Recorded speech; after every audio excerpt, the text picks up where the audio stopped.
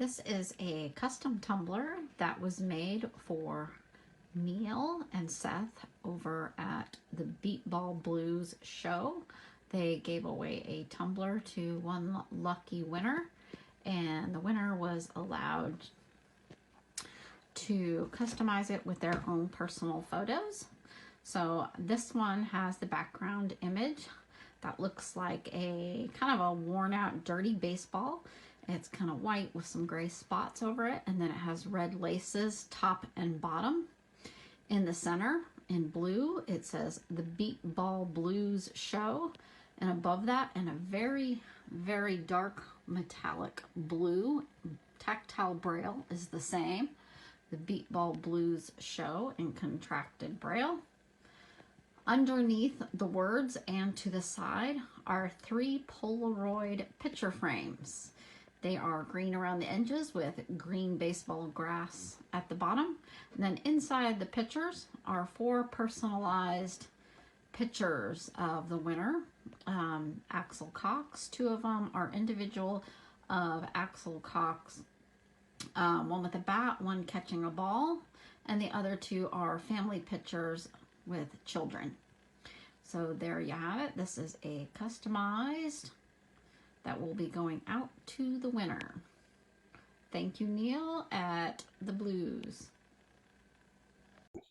Hey, me baseball world. Welcome to another episode of the Beat Ball Blues Show. We are back. Of course, by we, I mean him and me, Neil D-A-W-G, and Dr. Bam Bam Clark has returned.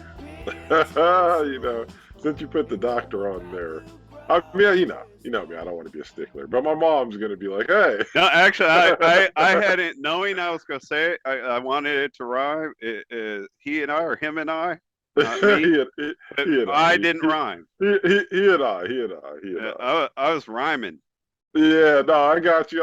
The we, I was like, oh man, if you didn't mention the doctor, I'll just let it slide. Hey, only a few people would notice anyway. Why? Why bring it up? When I, whatever, thought I like to think about what I'm going to say when we start, because if I don't, I just start randomly letting things fly.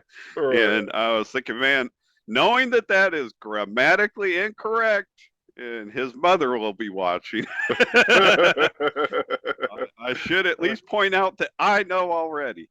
Yeah, although I question whether it should be he or him. I'm not the sharpest knife when it comes to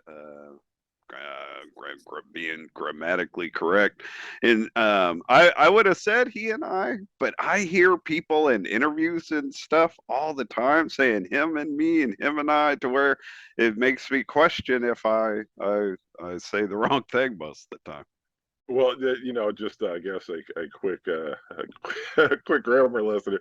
So it was like it was because you used we, right? So we is they call it a subject pronoun. The subject pronouns are I, you, he, she, we, and they, right? So you only use subject pronouns with subject pronouns. The object pronouns are me, you, him, her, them, and us, right? And so exactly.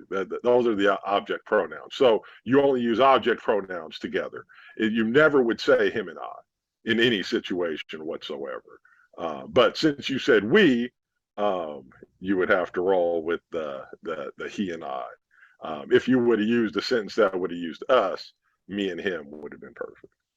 You're probably like it does, but you're probably like the 73rd person in the world to tell me all that, and I bet I'll need to be told a 74th time. So Neil, I'm sure that is not the first time I have told you that. So yeah, right. That's true. You've been one of my best teachers over the years. If it wasn't for the perhaps there are others listening to the show who've never heard that explanation. I wouldn't have wasted our minute of time, but subject pronouns, object pronouns. I just heard genders: he, she, they, them, we, us. all the Why is times how's he's that been good, on the man? show, he breaks the rules compared to other people. Yeah, right. We do. Like you finally were able to find the right number at the right time and break into the show uninvited, man. Come on, Before we introduce our guest, I did want to mention out of the start and forgot to. I'm holding my Beatball Blues Show tumbler from the DotShop. Rosina over at the DotShop. She made a tumbler for Axel Cox, who I don't even know what he won. It was a while ago. Oh, he won Beatball Jeopardy.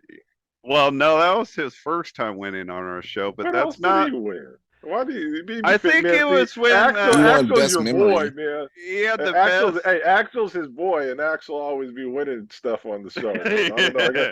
I got to question that, Demo. I don't know, man. Or I'm sorry, Demo's not here yet. Yeah, Hey, I he's got not a here question, yet. Neil. Yeah, I got to people don't question recognize you, his man. voice. I got to question you, A man. lot of people question me. Yeah.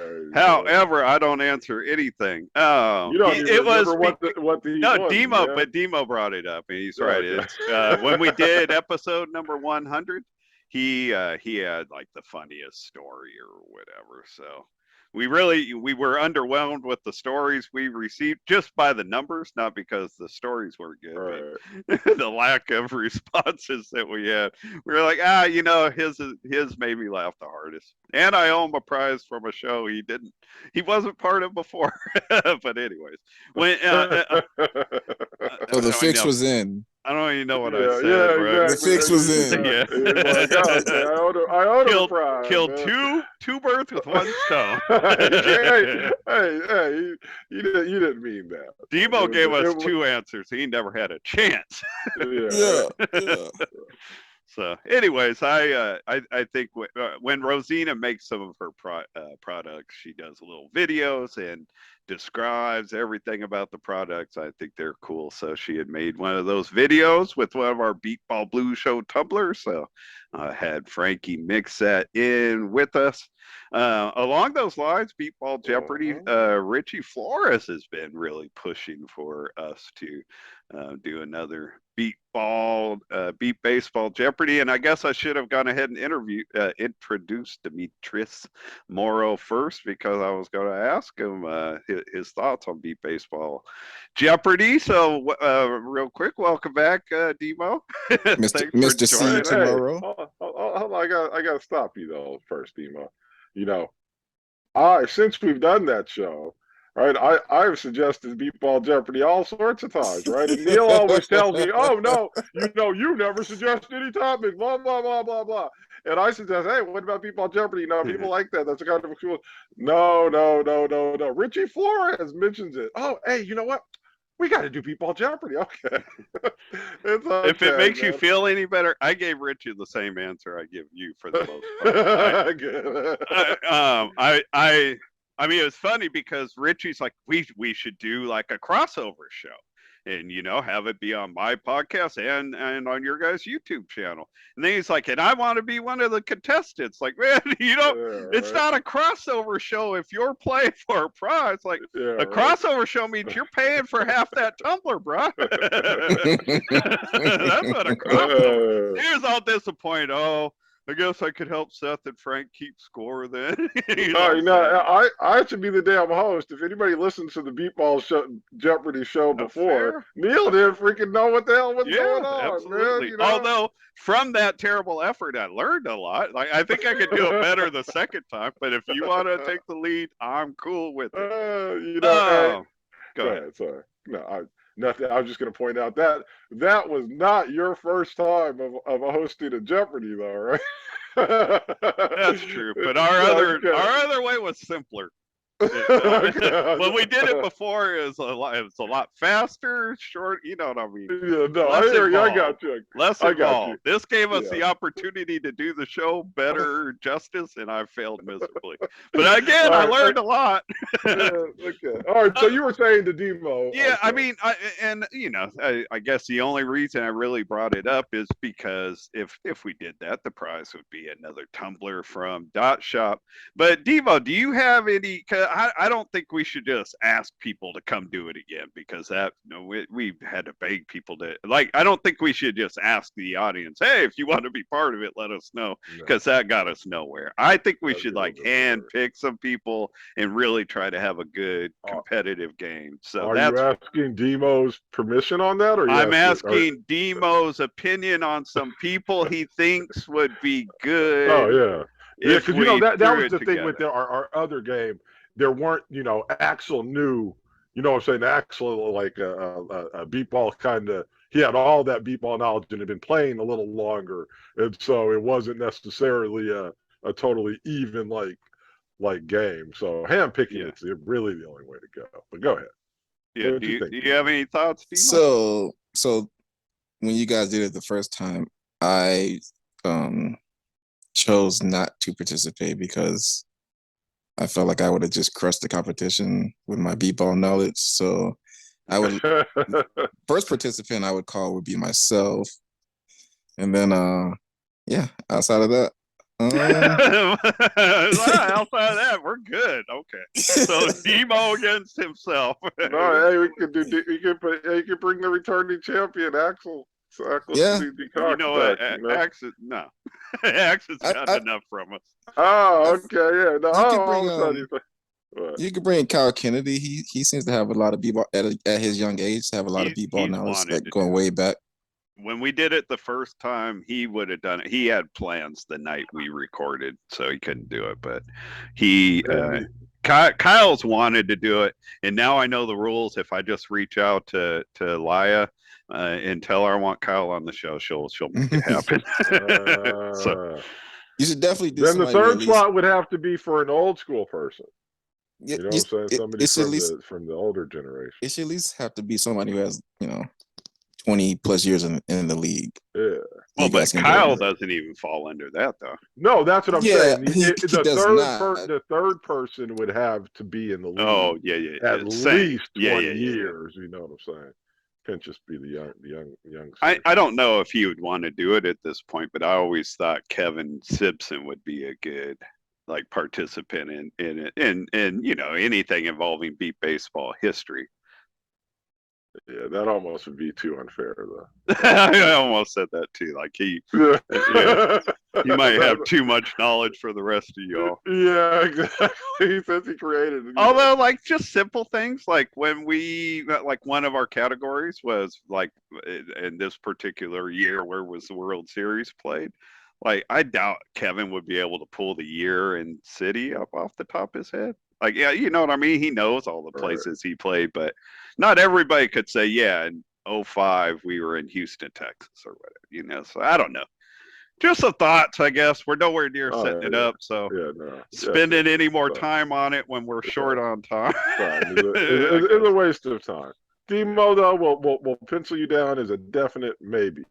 Definite maybe on Demo. Definitely, but I started to say definitely when I was trying to say Demo. Demo's kind of really kind of part of the show, though. So people might look at that as we're picking favorites. I'll take who's going to win Beat Ball Jeopardy for 1,000, Alex. What? What'd you say?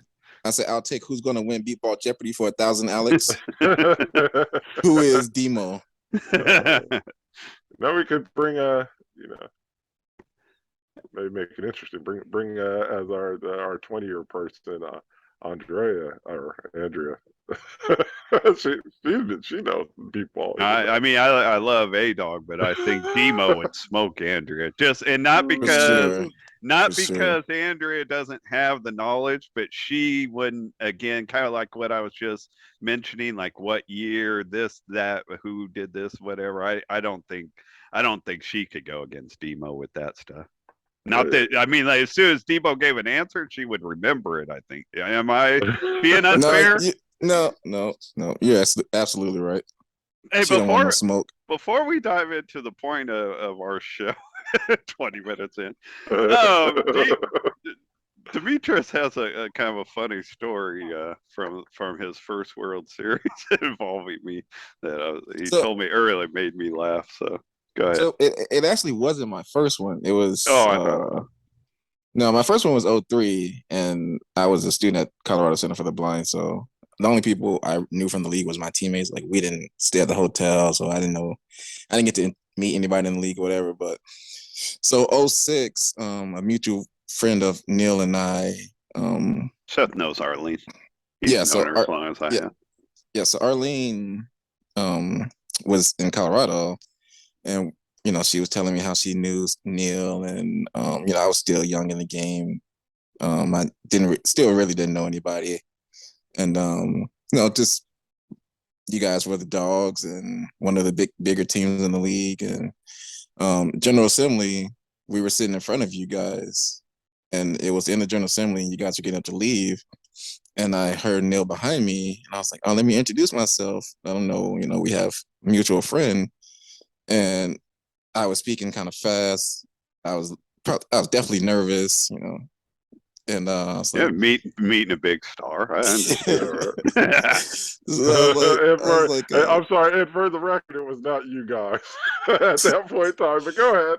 I'm still bitter. But go ahead. What year did you say? He said 06. 2006. In Cleveland. Yeah, actually. Oh, yeah. You were in the hospital. You were. Oh, you yeah. were You're right. I was thinking there. You're right. I was thinking that was Stockton in 08 or whatever. I don't know. And it makes sense because I was not there in 06. That was 09 Stockton. I was not there. You're right. So go ahead. I'm sorry. No, so you were nervous. You were stuttering around Neil. Mr. Neil, can I touch your hair? I speak fast. Sometimes I don't slow down and pronounce my words correctly. So I was a little nervous, and I turned around real quick. I was like, "Hey, I'm Dimitri Morales," and he's like, "Yeah, see you tomorrow."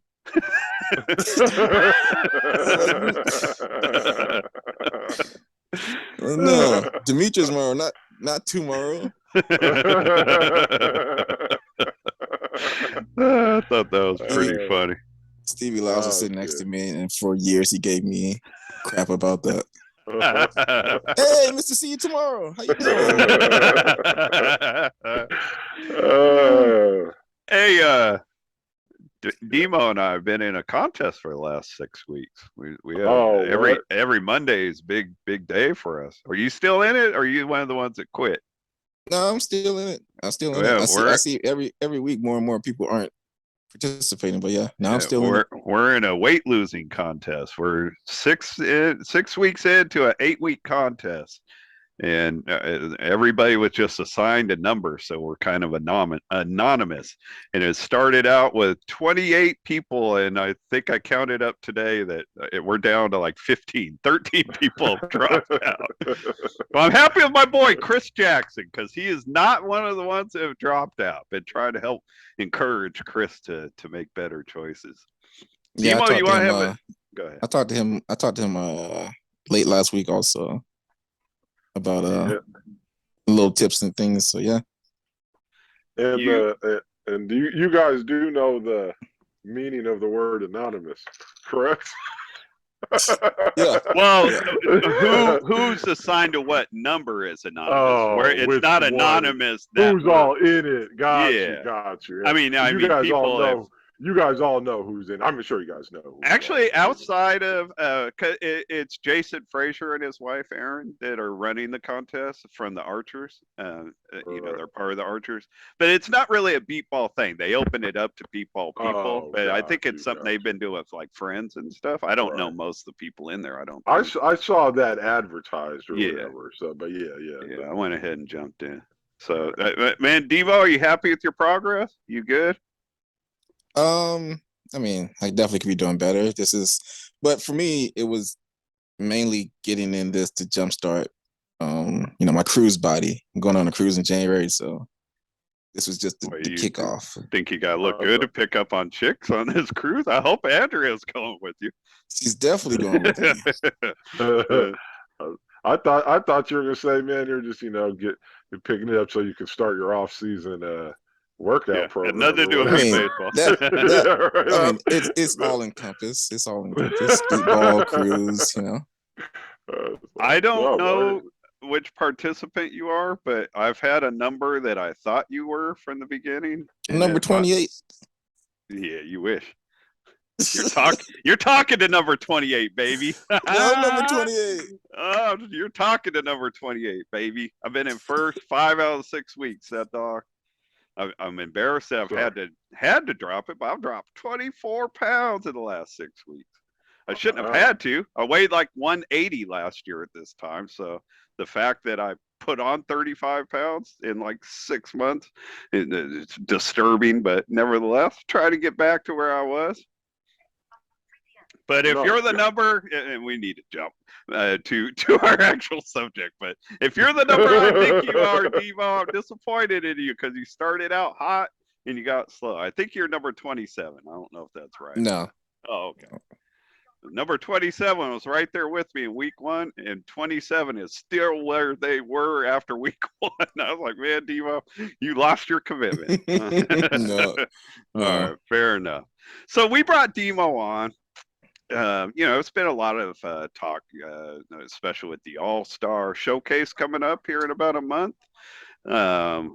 Which that was all put together differently than how the National Beat Baseball Association chooses their all defensive and all offensive teams at the end of the year. And then, with how the NBBA has done it over the years, there's always been talk of how things could change. And that was one of Demetrius's platforms that he ran for, as he ran for a board position this last summer and got the more votes than anybody else. I was wondering why Debo didn't come on our little pre-vote show to promote himself, because he didn't need it. He smashed everybody. But Debo, since that was something that's important to you, like, what are your thoughts on how the MBBA could do things different with selecting all-stars? So my thing is mainly, just the defense side of the ball, trying to not to have 6 shortstops there. I would love to see it more like Major League Baseball, where we give 6 different awards. Like, that's 6 defenders on the field. Let's give 6 different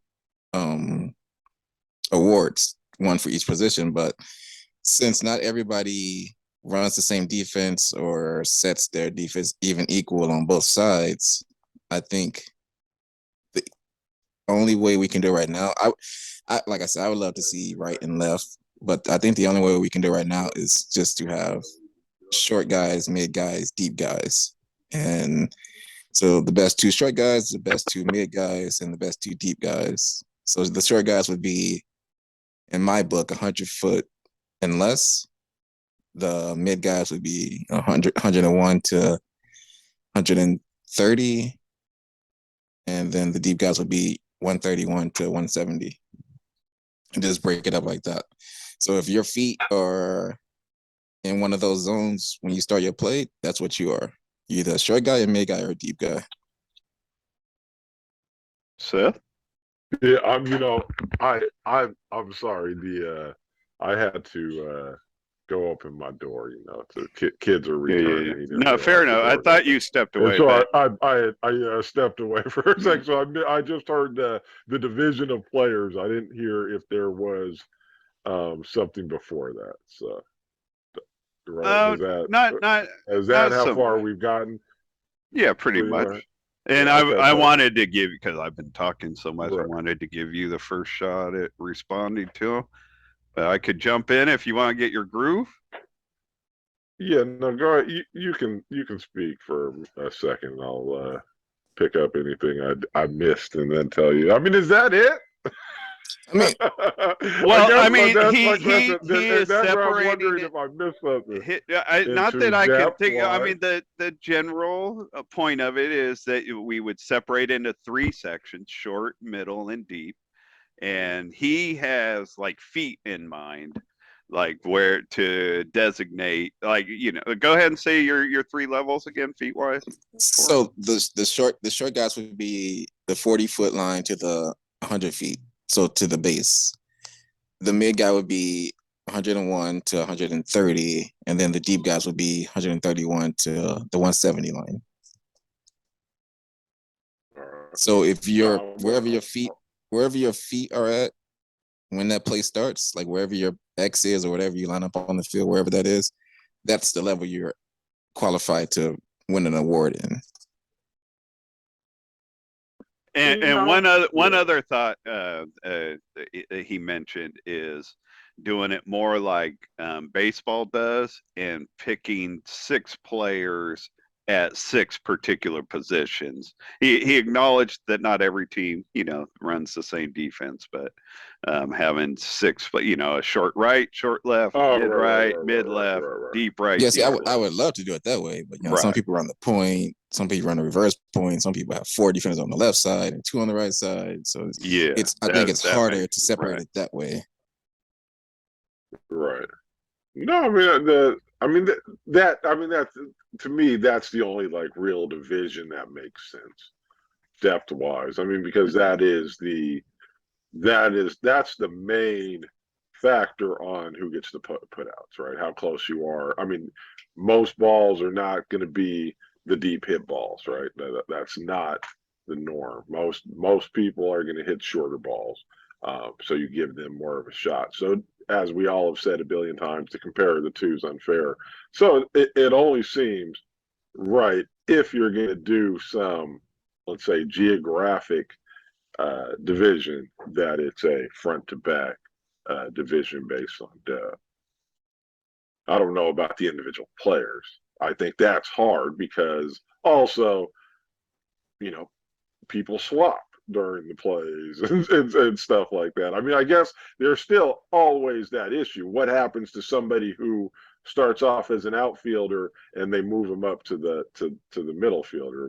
What does that do? Then that's where because it's all going to be based on what the scorekeepers do. It's all going to be how the scorekeepers keep it. I think that's the thing that's holding it up, is getting the scorekeepers to want to make that change and have to make another notation in the put out column or whatever.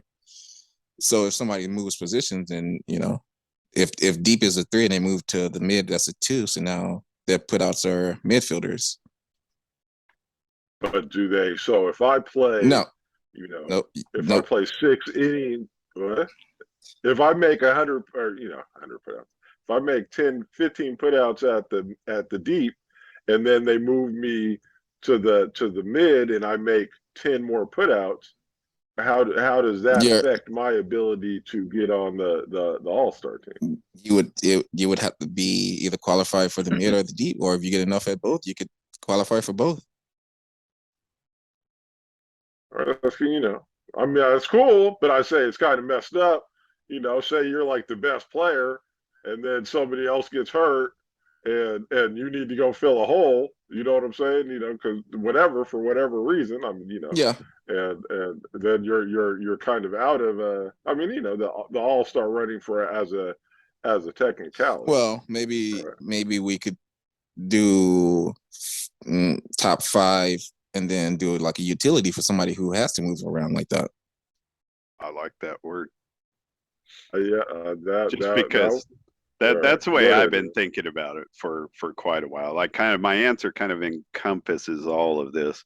I have felt for a while, just like you, Demo, that it should be broken up into short, mid, and deep. I think ahead of time, the coaches kind of have to designate who's playing short, who's playing mid, who's playing deep. And I like that you threw in utility, because I acknowledge there are players that do get moved around, both inside a game or throughout the tournament. Mm-hmm. So having a designation for utility also, I think, but it kind of becomes a problem with maybe making things larger, because then, like, conceivably, I think that it would be cool to have like 2 short, like for an all defensive team, 2 short, 2 mids, 2 deep, and 2 utility players. But I doubt that they're going to want to expand that to 8 players. So I don't really know a way around that. But here's something that I wanted to throw out for thought. It's not an original idea. Back in 2002, I got to go out to the tournament of the Carolinas, what used to be an annual tournament between all North and South Carolina teams. And what they did at the end of their big tournament at the end of the year, before their banquet, the coaches and captains all got together and met with the league official or some, one of the league officials, president, somebody, whoever, I don't know. And they voted for like MVP and stuff like that. They didn't give out, I don't remember them having like full, it's a, I think there was only 5 or 6 teams total in the tournament. So it's not like they had 6, 7 people on the all tournament teams, but that's how they chose their MVP. Like the coaches and captains voted on it based on, what they saw on the field rather than just stats, which is closer to what, what you do in other sports. No, I mean, it is closer. I mean, you have like two different mindsets here, right? Do you want that subjectivity of voting for an MVP, or do you want to like just take it to the realm of, hey, we can just go based on stats. That shows who actually was the best player. Again, it's harder in beat ball just because you're not seeing everybody. You're playing at different times. You are in different brackets. I mean, there are players, there are great players who never made the championship round, back when there was a championship bracket, let's say, and that we never played against, that our coaches never saw. So I think like even using it as a subjective thing is giving it over to a vote is just difficult because all then they can do is look at the numbers, right? No, And it's like how true. do they, so where I wanted to take it like a step further than how they did it is at the end of each game, having like a coach or whoever on the team fill out like if there are any players in the game that like stood out, and you could list multiple players on offense or defense that had an impact on the game, and like accumulate all of those sheets at the end of the tournament, and you're going to have mentions on multiple players from each game and kind of add it up that way. Because one issue we've always had, I think, is the fact that the stats don't just simply tell a story. A player could play 4 games on offense against 3 of the worst defenses in the league and hit like 750 and make the all tournament team, but they didn't have any impact on any real games. You know what I mean? And same on defense. We've had defensive MVPs come from the consolation bracket back when we had it because they're down there cleaning up against bad teams. So well, the that's the stats question. don't always tell a story either. Do you want to, again, now this comes more like to the more philosophical discussion of what we're doing as a league. Are we just a competitive it just really matters who's winning and all that stuff, or are we an all-encompassing league that's trying to recognize all the players for what they do? So if you make 50 playouts, I'm just to me, right? I mean, I hear you, and I'm just kind of playing devil's advocate or whatever. I don't know.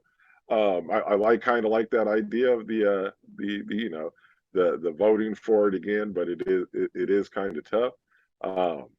And so I'm not saying it's this whole big thing, but I personally do think you can make the stats work.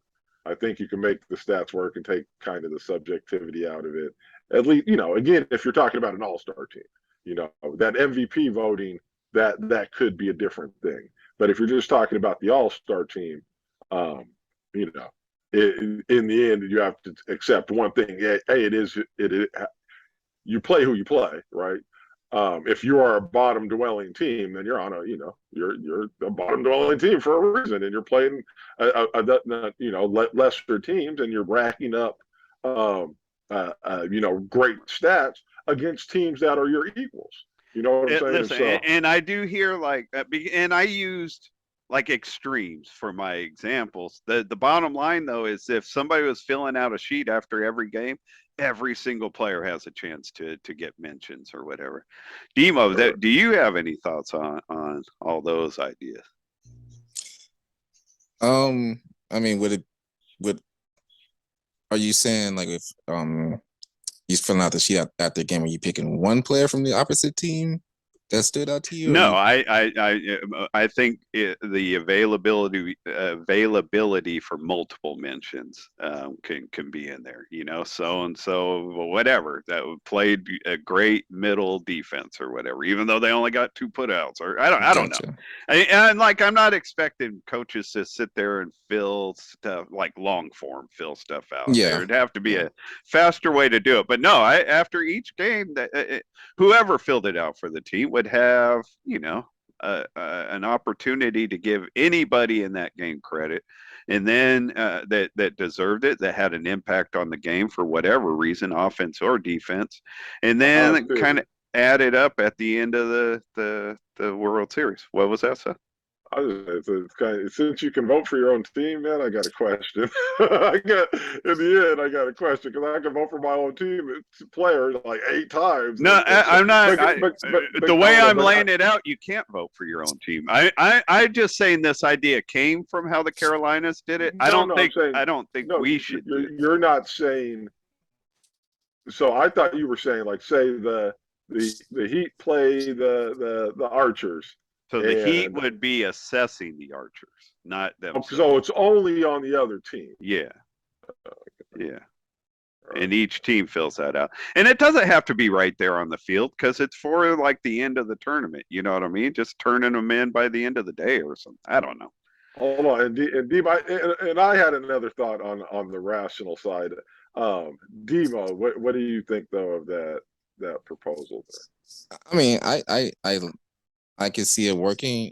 I would want it to be done right at that moment because it's fresh in your brain. Yeah, that's fair. I just know teams sometimes are jumping to other fields for other games, and it's one more thing to do. That's why I was thinking maybe they could just write down, like one impact player. So, your shortstop could have, your shortstop could have, 6, 7 putouts in that game, but they were really nothing spectacular. But you got this deep guy who made 2 great plays deep.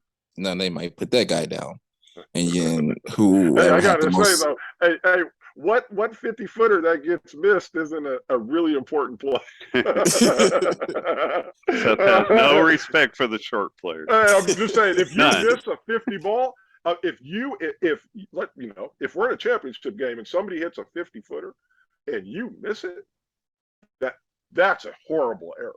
That's a totally. That's what I'm saying. So those six balls that are unspectacular, man. If you miss them, you have killed your team, man.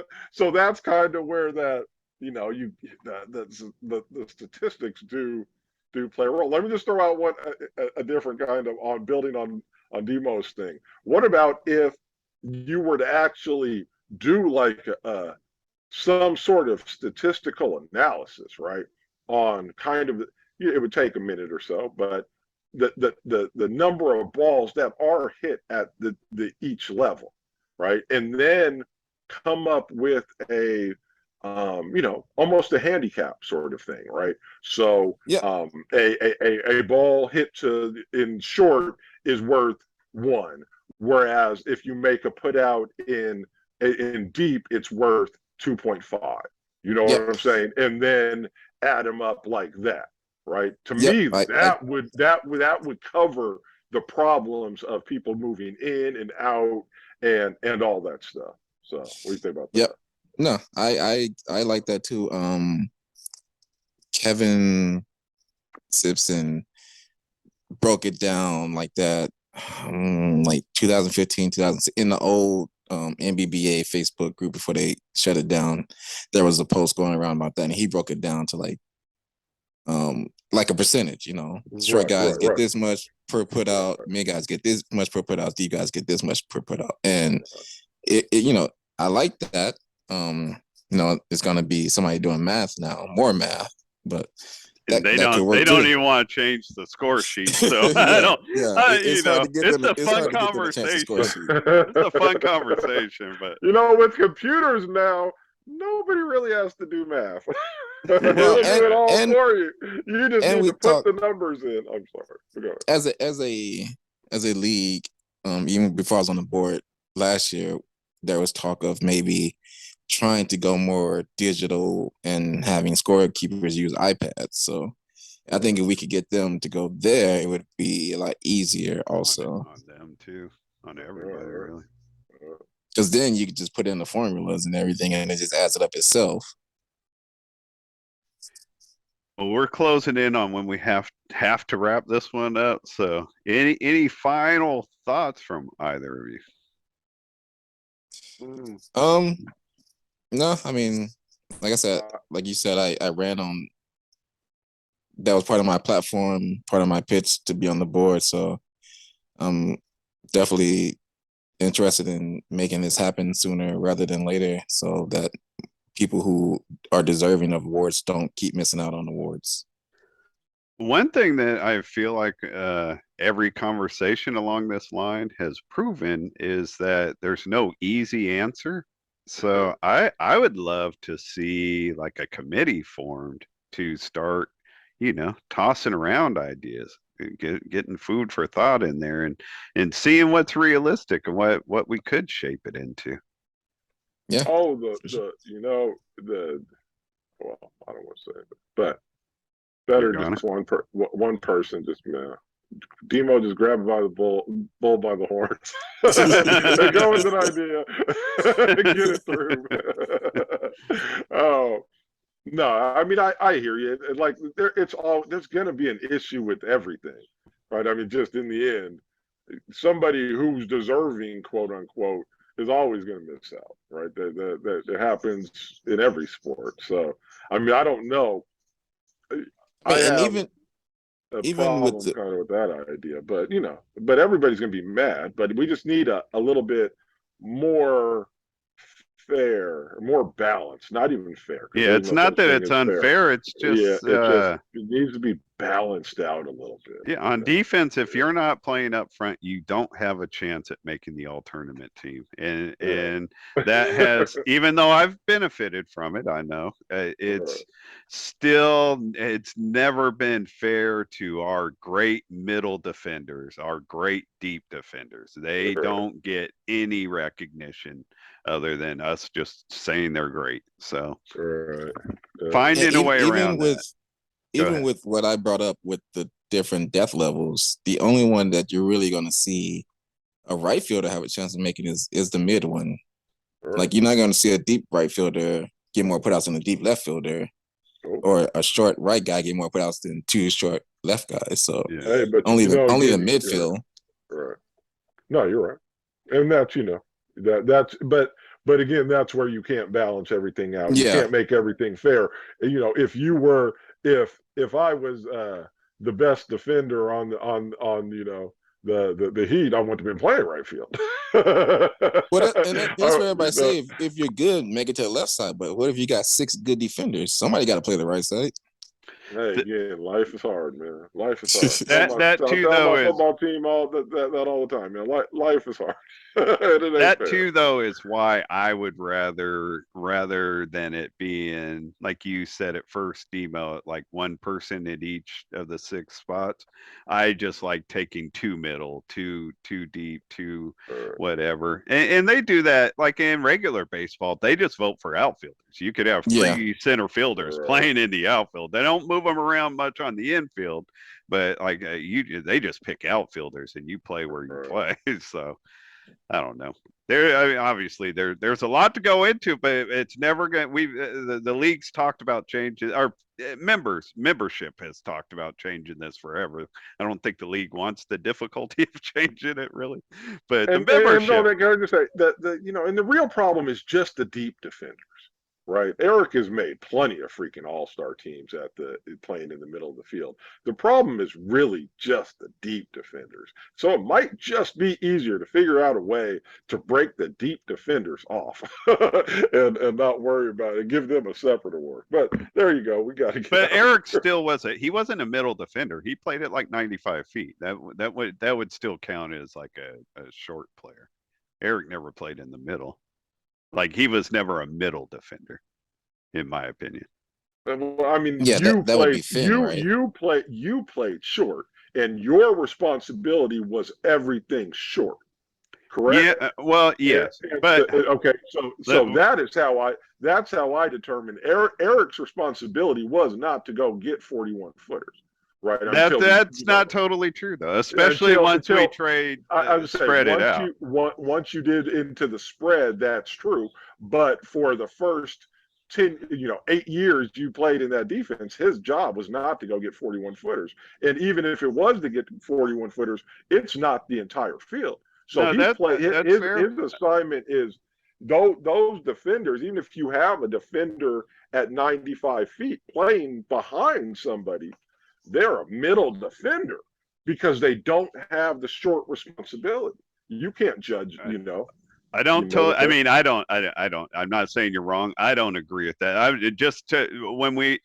As far as when we played that point defense, I considered us to have 3 short players, like our short right, me. I know you disagree. I'm just saying that's the way I look at it. So, and honestly, that's how I look at the point defense. That's how Devo's looking at it too. It's funny. I mean, because you guys are just looking at. I mean, I guess it's the different way I'm looking at it. I'm looking at the assignment, right?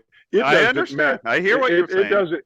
If I assign my short guy to run back, start with his back to the plate and run back and only play, 100-foot balls, right, or 130-foot balls, I'm not going to call that a short defender, right? He's playing deep balls, even though he lines up at 50 feet. And you guys are kind of saying the same thing. If somebody lines up at 95 feet and doesn't have a chance to run up and play the 40-footers, you can't count them a short defender. I mean, it's a different style. I don't agree with how you look at it either, though. Like, if I'm coaching a team, those other 2 players behind me, like when I'm playing the point, I'm expecting them to follow me up to those spots. So 2 players have a shot at those balls. But dude, your computer's supposed to be at a different meeting in like 2 minutes. We can't. We can't. We've got to stop this. So, but obviously there's more to be disagreed on, and that's why it's going to take a long time to figure it out. There needs to be a committee going to figure it out. Yeah, lots of committees. I appoint Demo chair. I appoint Demo chair.